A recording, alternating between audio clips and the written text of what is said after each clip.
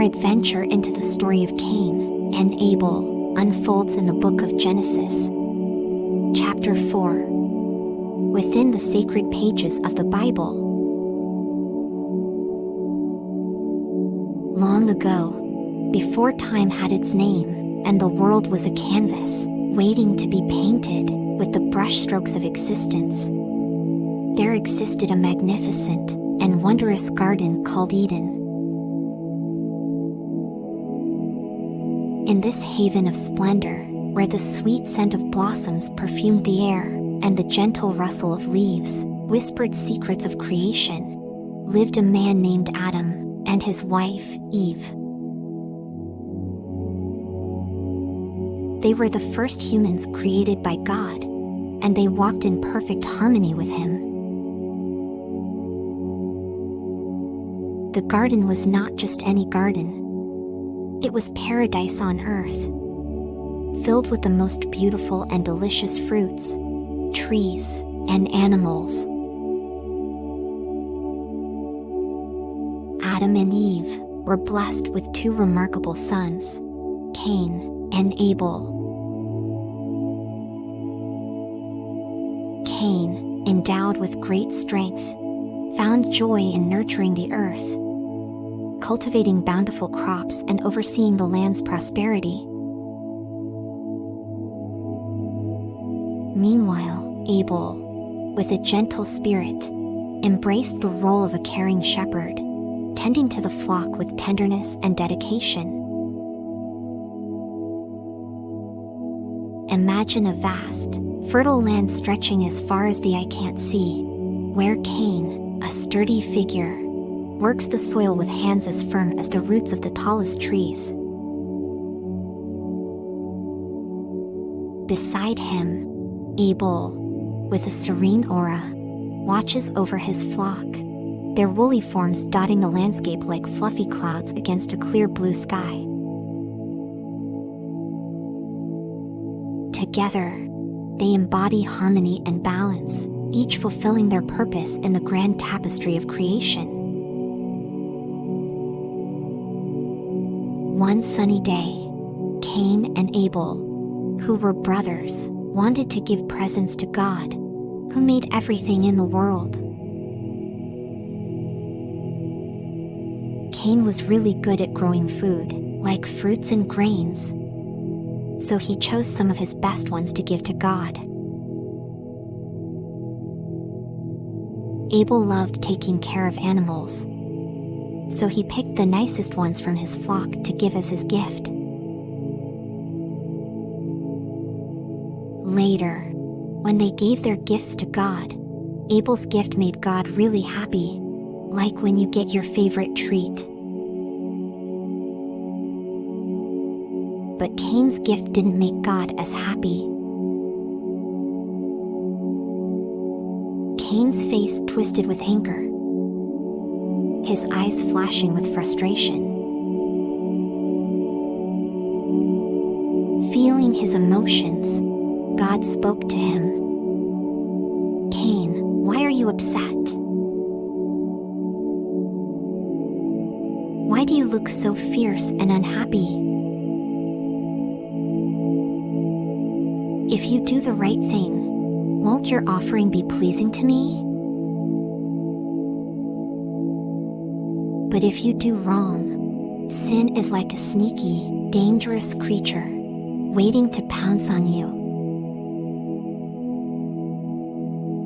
You must learn to control it, like a brave knight taming a wild dragon." Cain said to his brother Abel, "Let's go for a walk in the field." And as they strolled through the tall grass and rustling leaves, Cain suddenly struck his brother Abel, killing him. Cain didn't know how to control his anger and acted without thinking, and his actions caused his brother's death. God then spoke to Cain, his voice stern yet filled with sorrow. "Where is your brother Abel?" feeling a mixture of fear and guilt, replied, "I don't know. Why should I be responsible for him?" God was not pleased. His divine presence seemed to weigh heavy upon Cain. He said, "You have done something very wrong, Cain. I can hear Abel's blood crying out from the ground, calling for justice." Cain's heart sank as he heard God's words. "You are now cursed," God continued, his voice echoing in Cain's ears. "The land, which you used to farm so well, will no longer give you its bounty. From now on, you will wander the earth without a home." As God spoke, Cain felt a chill run down his spine. He realized the gravity of his actions. The ground beneath his feet seemed to reject him, as if sensing the blood that had been spilled. Cain stood there, stunned and afraid, as the weight of his punishment sank in. Cain then spoke to God, his voice trembling with fear and regret. "I cannot bear this punishment. You have driven me away from this land, and I will no longer be able to worship you. I will become a wanderer, and anyone who finds me may harm me." As Cain spoke these words, his heart ached with the burden of his actions. He felt the weight of his punishment as he realized the consequences of his crime. He knew that he would no longer have a home, and he feared for his safety as he wandered through the land. But God said to Cain, "If anyone kills you, they will be punished 7 times over." So God put a special mark on Cain to protect him from harm. Cain then left God's presence and lived as a wanderer, far from Eden. Cain's actions led to consequences, but God showed him mercy by protecting him from harm.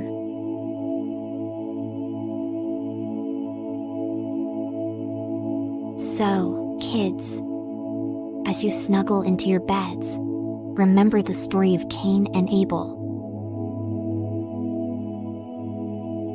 It teaches us about the importance of making good choices and taking responsibility for our actions.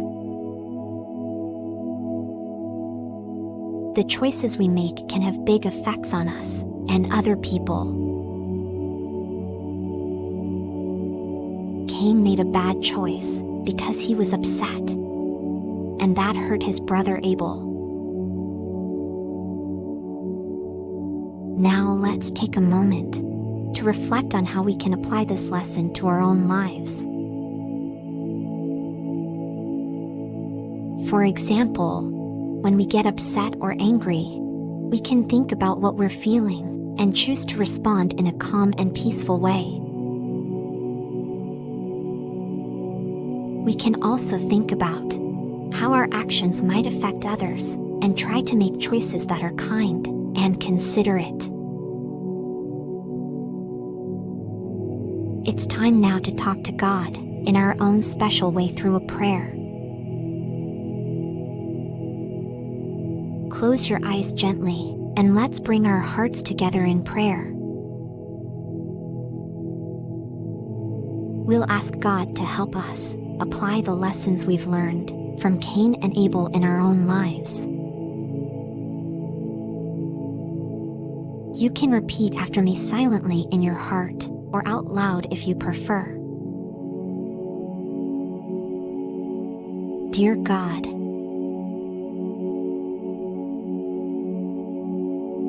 thank you for the story of Cain and Abel.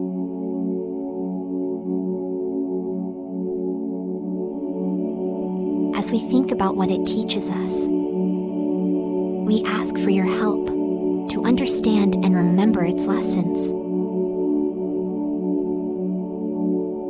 Show us how to make good choices and take responsibility for our actions.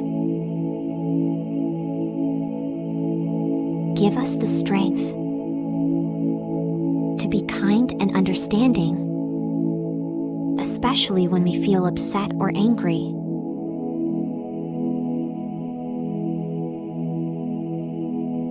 Help us to think of others, even when we are feeling strong emotions.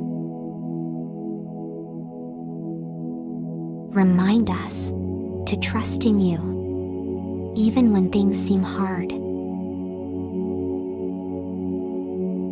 Bless us with peaceful sleep, and help us to be patient and caring towards others.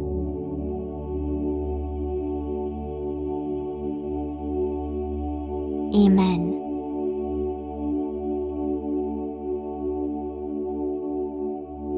There we go, kids. With our hearts full of hope and our minds at peace, let's snuggle down into our pillows, feeling safe and loved. God is watching over us, just as He did with Cain and Abel.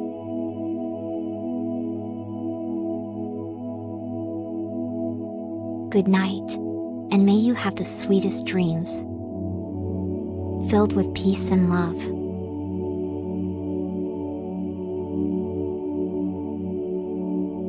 Sleep well, knowing you're never alone, for God is always with you.